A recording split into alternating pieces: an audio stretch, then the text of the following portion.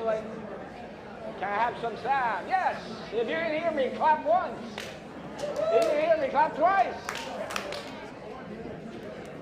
Well, yeah, I'm so busy talking and greeting. I could spend the whole hour just doing that. But we are going to start with our opening hymn, number 188, Come, Come, Whoever You Are. We'll sing it the first time through, and then we're going to do a round twice. This half of the room with Beth, this half of the room with Don, and I don't know where I'll be on that. So, yeah, let's go.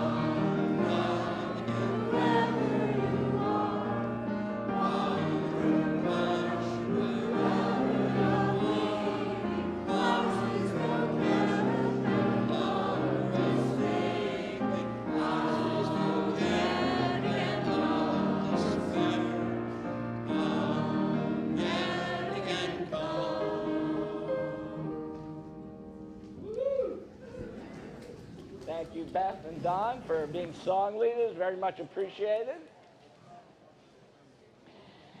I'm the Reverend J. Wolin, the settled minister here at the Unitarian Universalists of Sarasota. We especially want to welcome our visitors here today, both those in person as well as those online on YouTube. We welcome all to find out more about Unitarian Universalism. We invite you to consider registering in our online guest book, or right outside the sanctuary there's a book, a visitor's book that you can sign, and if you sign you will get a weekly email about all the events that are happening here that you can participate in, as well as maybe another email or two with Zoom links to online events that we have. As always, there is coffee and conversation after the service, and so we look forward for all of us to get to know each other. We have a couple of announcements. We want you to mark your calendars for the celebratory wine and cheese party. Everybody excited about that? March 2nd from 4 to 6 p.m. The purpose of the event is to celebrate those that have or will pledge for this upcoming fiscal year, April 2024 to March 2025. We want everybody to attend and pledge. So if you haven't pledged yet, we will even have a pledge card available right next to the wine bottle. And there will also be music, or you can grab one outside the door as well and pledge before then, or online. We have come into the modern age. You can pledge online now. And there will also be music from Hot Club SRQ Duo. That sounds hot. I don't know what it is, but just another opportunity, all seriously, another opportunity for community building. So the other piece of announcement, the Sanaya Carol concert for this Sunday has been postponed and will be scheduled in the near future. If you purchase the ticket for cash, and if you want a refund as opposed to waiting for the rescheduled date, please call or email the office in regard to that. And now the most important question, who is rooting for Kansas City? And who's rooting for San Francisco? Who's going to be doing something else this afternoon? A clear winner. I now invite up the choir for our opening music.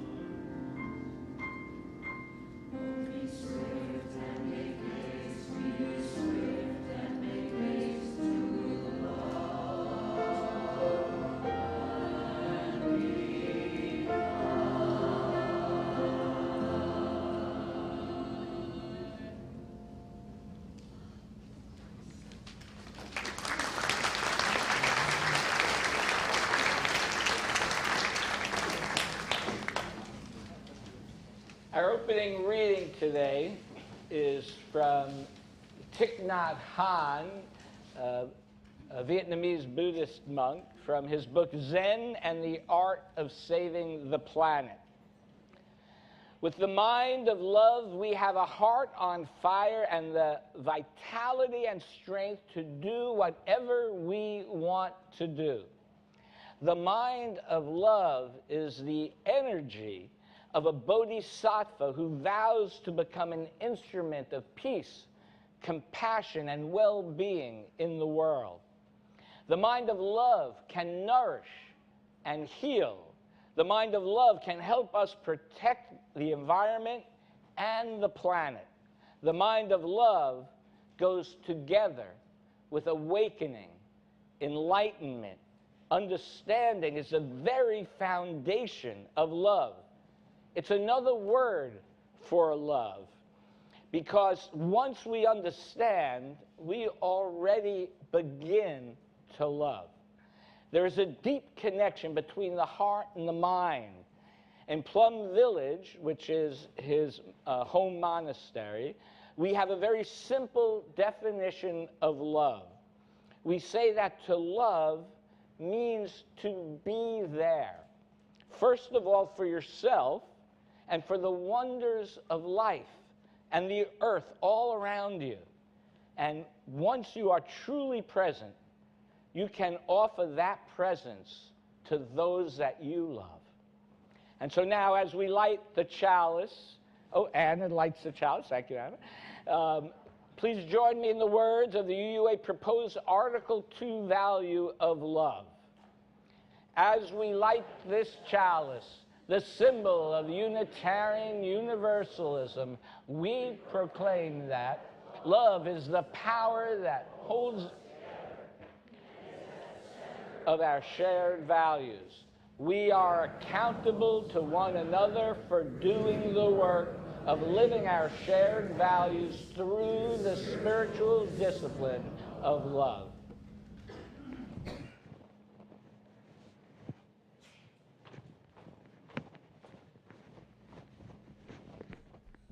Good morning. In keeping with the theme of today, today's story is I Am Love, a book of compassion by Susan Verde and art by Peter H. Reynolds. When I see someone going through a storm of hurt and unfairness, of anger and sadness, when the sun disappears and the skies grow dark, and I see there is fear, I ask myself, what can I do to help let the light back in? So I put my hands on my heart and I listen. And that is where I find the answer. I have compassion. I act with tenderness. I am love. I can listen and not say a word. I can be there. Love is being present. I can hug and hold and say, everything will be all right. Love is comfort. I can speak softly and choose my words and actions carefully. Love is gentle. I can give thanks for all I have and am able to share. Love is gratitude. I can keep my mind and body safe and healthy. Love is taking care of me. I can express what's important to me. Love is creative. And I can know that no one is perfect. Love is understanding. I can do my best to make things better when something is wrong. Love is effort. And I can celebrate those I've loved before. Love is remembering. I can find goodness and a kind word, a helping hand, and a shared smile. Love is tiny gestures. I can breathe in the air that the whole world shares, and all creatures are made from the very same stardust. Love is connection. And when the clouds roll in for others and for me, I know that there is something I can do. I can let my heart lead the way. I am love. You are love. We are love. And with love, we will weather the storm and light up the sky together. Well, I cannot add anything to that story. It said it all. Love is in us and around us and is shared by us. Go and show love today. I now invite all the children and youth to join their teachers in the classrooms. Teens, if there's only one, you'll be in the West Wing with me. If you're new here, no worries. I'll help you find your way. I'll be right outside. Thank you.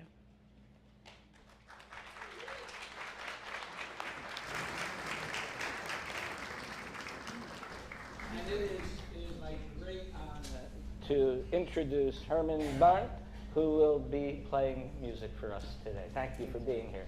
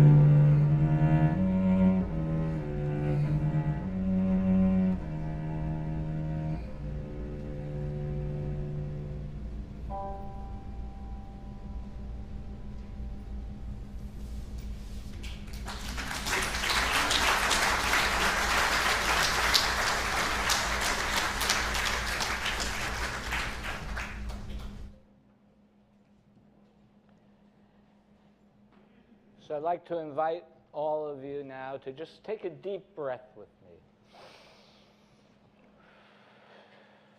Relax your shoulders. If you feel maybe something that aches a little bit, maybe twist a little bit. And so I'd like to share with you today a loving kindness meditation that I've done many times as part of my Buddhist meditation practice. And so until we are able to love and take care of ourselves, we cannot be of much help to others. So I'm going to invite you to repeat with me the following words. May I be peaceful, happy, and light in body and mind. May I be free from anger. May I learn how to nourish myself with joy each day. May I know how to look at myself with the eyes of understanding and love. And now I'd like you to take a moment and think of someone that you know, whether it's someone you love or maybe someone that you are struggling with. Think who that might be in your mind right now, and then repeat these words with me. May you be peaceful, happy, and light in body and in mind. May you be free from anger. May you learn how to nourish yourself with joy each day. May you know how to look at yourself with the eyes of understanding and love. And now imagining all beings in the universe and realize that everyone needs some loving kindness. And so I invite you to say with me now once more, may all beings be peaceful, happy, and light in body and in mind. May all beings be free from anger. May all beings learn how to nourish themselves with joy each day. May all beings know how to look at themselves with the eyes and understanding of love. As we go into our time of silence now, I invite you to contemplate loving kindness, how you receive it, and how you extend it to others in your life.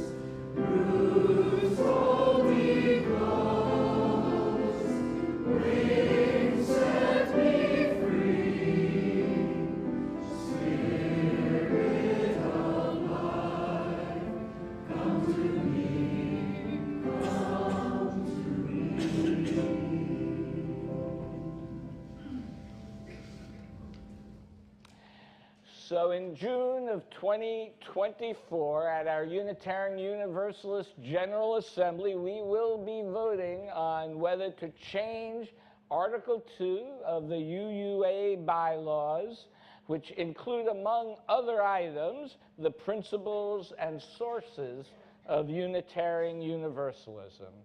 Our intern, Helen Dingus, as well as our Director of Programs, Catherine Bonner, leading an adult religious education class on this. The next session will be Thursday, February 22nd in person, and Sunday, February 25th online. I encourage all of you to attend. And if all of you come, we will be in here then, I guess. So one of the recommended changes, though, is to replace our principles with values that you can see above me or on the screen. Throughout the year, I have and I will continue to do a sermon series on the different proposed values. And so, since today was close to Valentine's Day, I thought I would explore the value of love. Now, in the proposed, which the proposed Article 2 says is at the center of our values, and I thought it would be important then for us to understand what that means, love. Theologians, poets, philosophers, and writers have written about it for millennium. Everyone has their own take on it. First love, love at first sight, eternal love. For those who have seen the movie Love Story, might remember the character saying, love is never having to say you're sorry. Or more to my personal experience, love is always having to say you're sorry.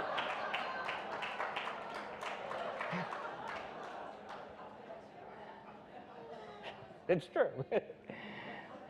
Whatever we may think of love, Valentine's Day has become a commercial holiday that speaks to a romantic love, or what the Greeks would call eros.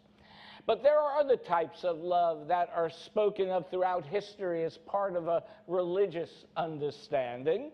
In the Jewish and Christian scriptures, the word love appears over 500 times. But as with all translations, there are many different nuances to how a word is translated and used in scriptures. This is complicated even further because in the scriptures were often translated for different communities at different times. Some were written in Aramaic, some in Greek, right? Some have been changed over time from version to version, some on purpose, and some unintentionally changed. So it is important to look deeply at the meaning of words. Oh, yes, it's very important. So, from the Greek, we usually speak of three types of love. I want to make sure it wasn't like, like a fire alarm or something. So there are three. In addition to eros, there is philia, which is the love of friendship, and agape, which in the Christian scriptures is used more as an unconditional, self-sacrificing love with no conditions. In the Christian scriptures, it is written that Jesus says, and I quote, "You have heard that it was said, you shall love your neighbor and hate your enemy. But I say to you, love your enemies. Do good to those who hate you. Bless those who curse you. Pray for those who abuse you." End quote. Pray for those who abuse you? I admit, I have always struggled with that concept and that line. Yet I am reminded by what the Reverend Dr. Martin Luther King Jr. said. God says I have to love everyone. It's a good thing God didn't say I have to like them.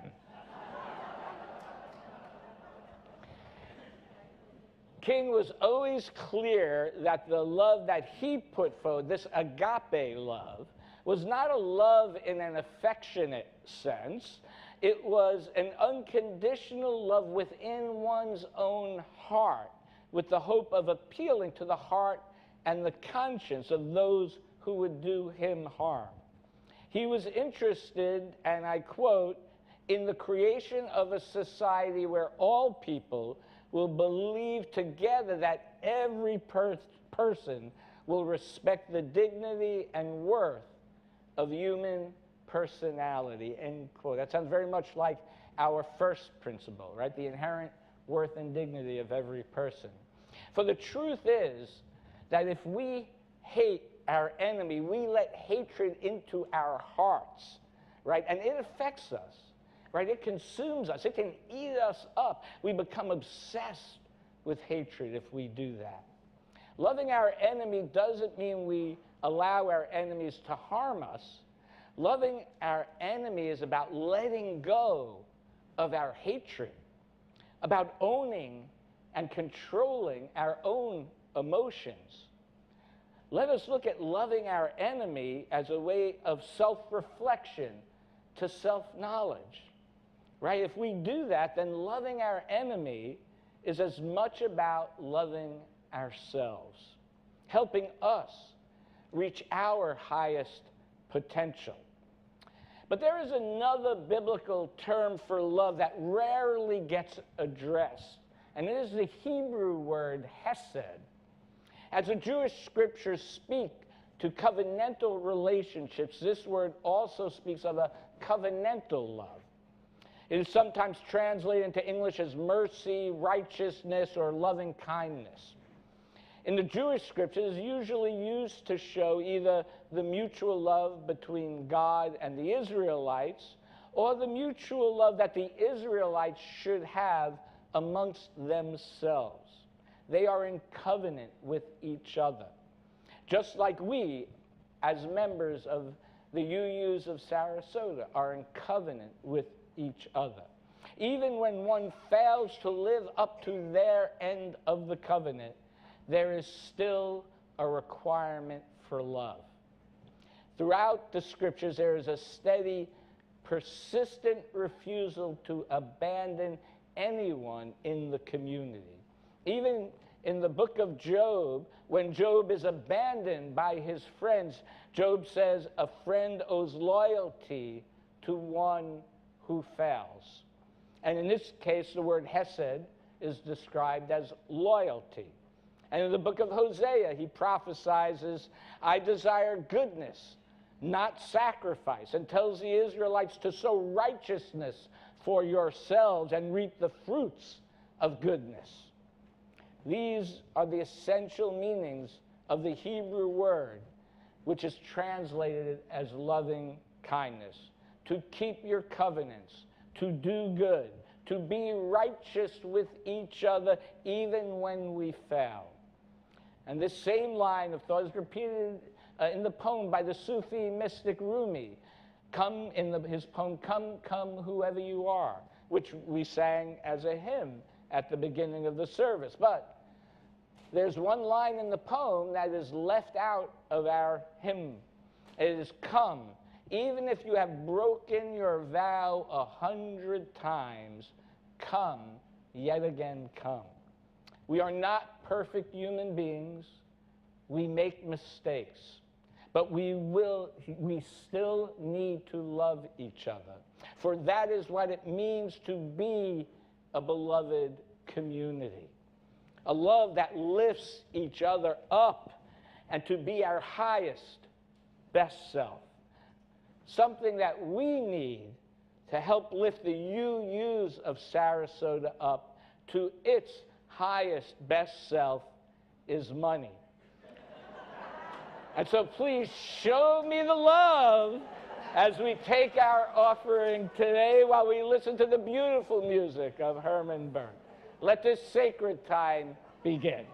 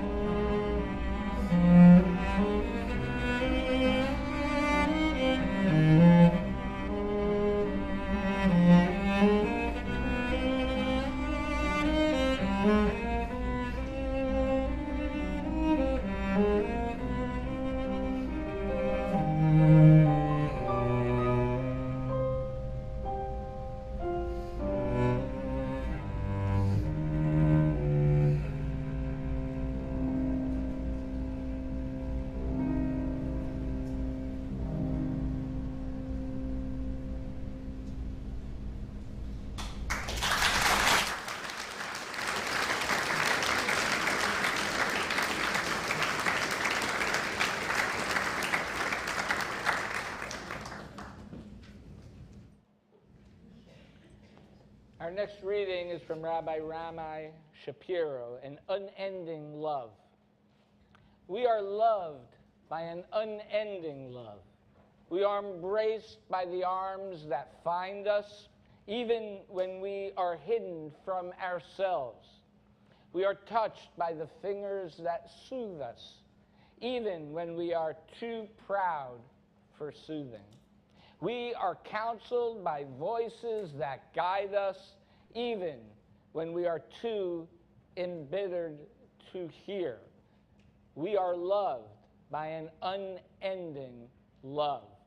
We are supported by the hands that uplift us, even in the midst of a fall. We are urged on by the eyes that meet us, even when we are too weak for meeting. We are loved by an unending love. Embraced, touched, soothed, and counseled, ours are the arms, the fingers, the voices. Ours are the hands, the eyes, the smiles. We are loved by an unending love.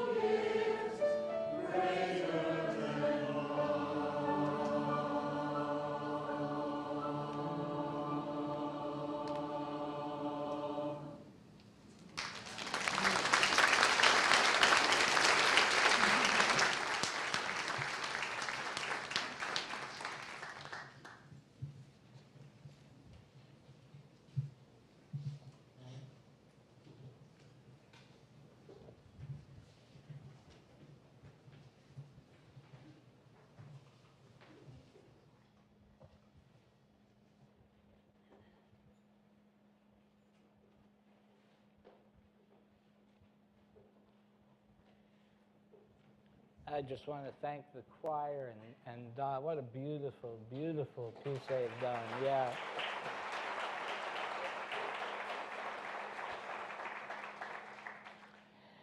So the concept of a theology of love has a long history on the Universalist side of our Unitarian Universalist heritage.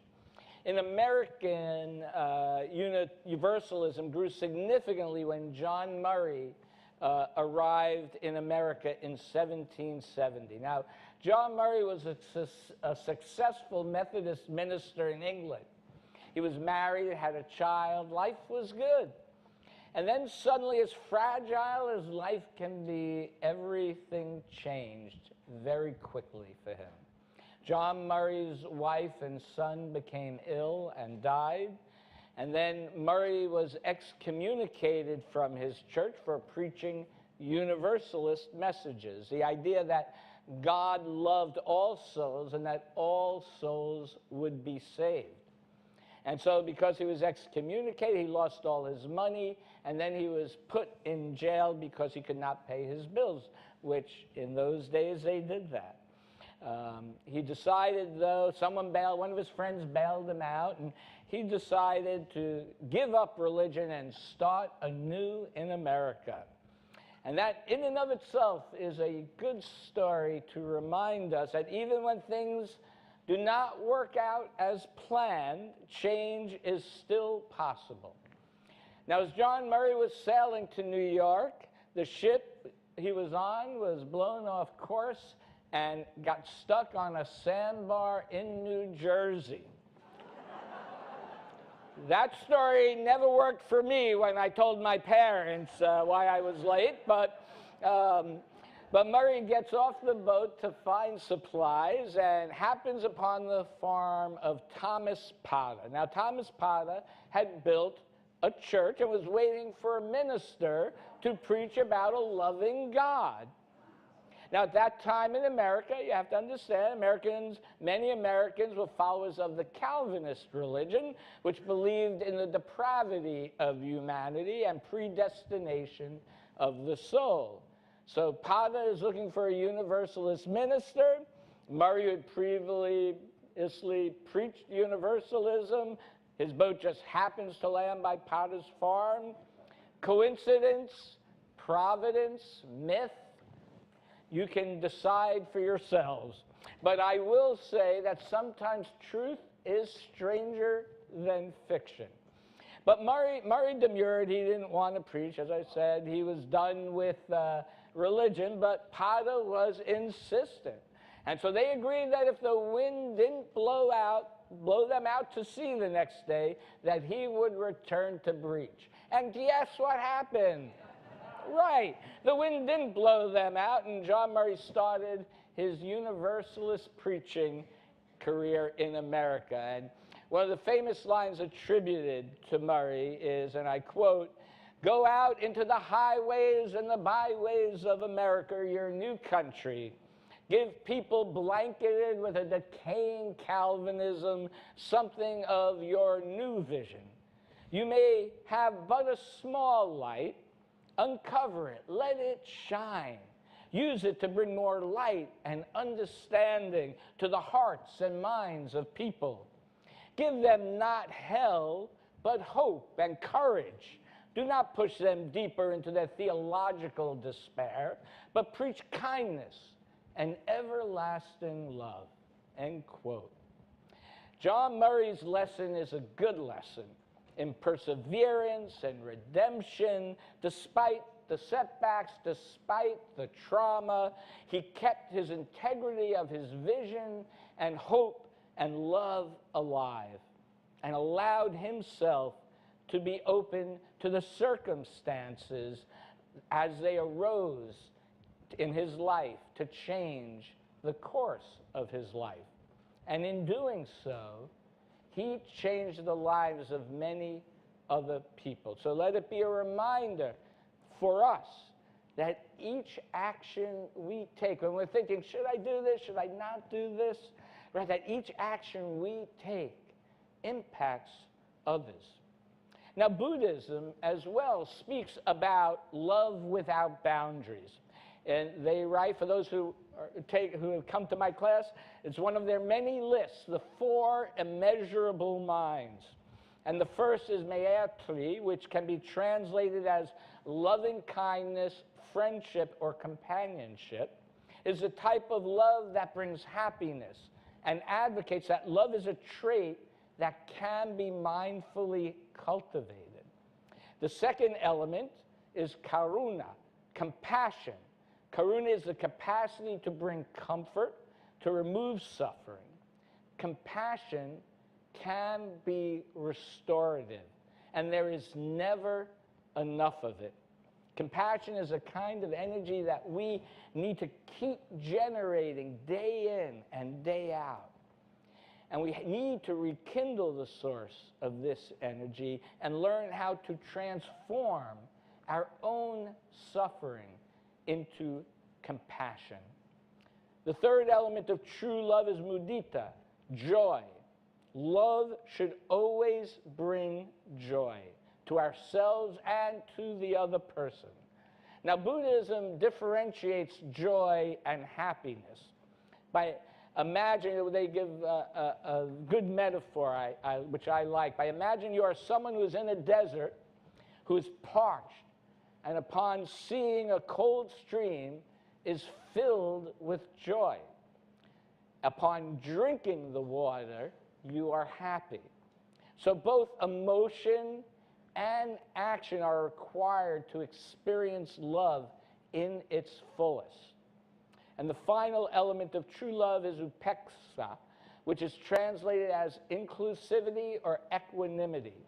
And this is part of the expansiveness of love.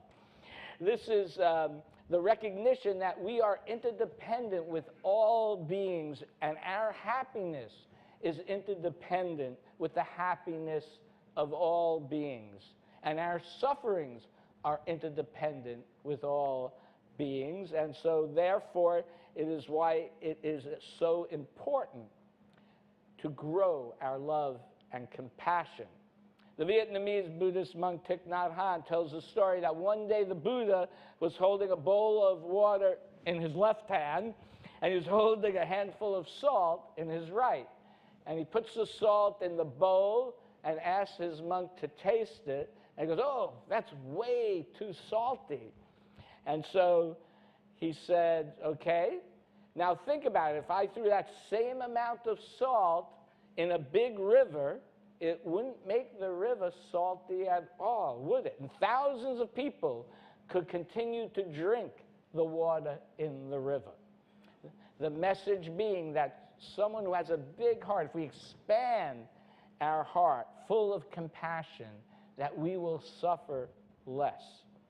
Now, the UUA has created a wonderful program called the Side with Love campaign.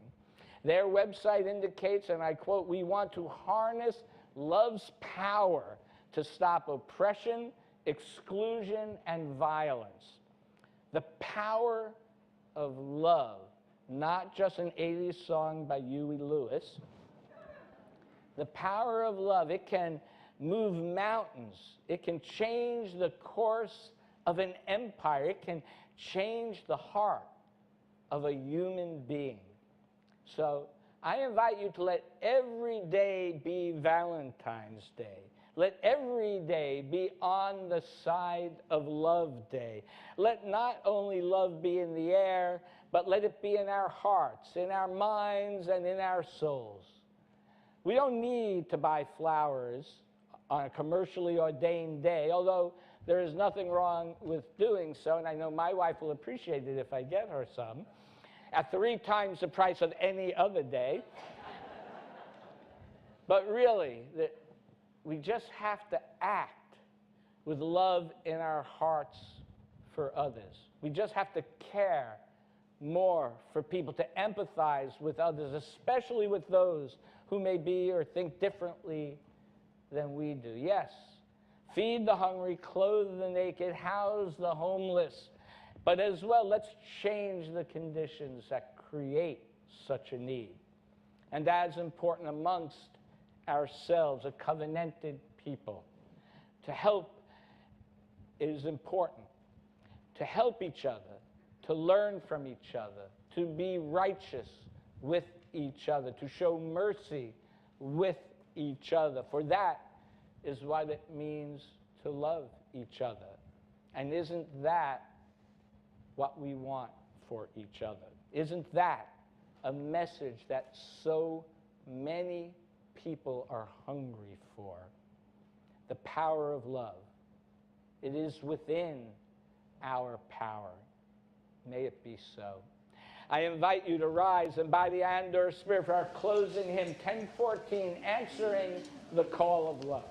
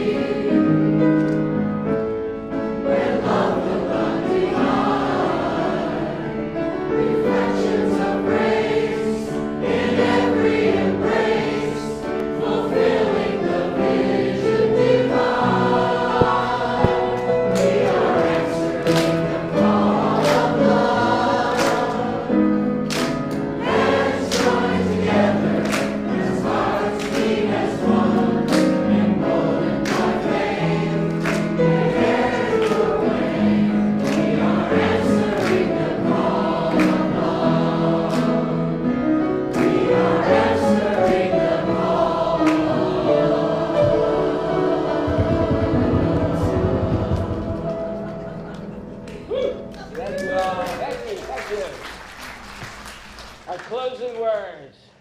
Love rises. As the sun rises at the beginning of the day and as the sun sets at the end of the day, what we believe matters. How we act matters. How we love matters in all of our actions. We teach others what our values are. Let the light shine on the better nature of our angels.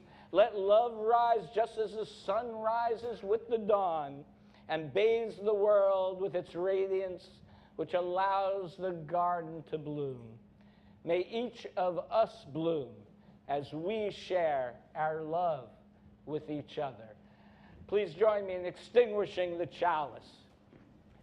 We extinguish this flame, but not the light of truth, the warmth of community, or the fire of commitment. These we carry in our hearts until we are together again. Thank you all for your presence here today. Go forth and be loving and joyful.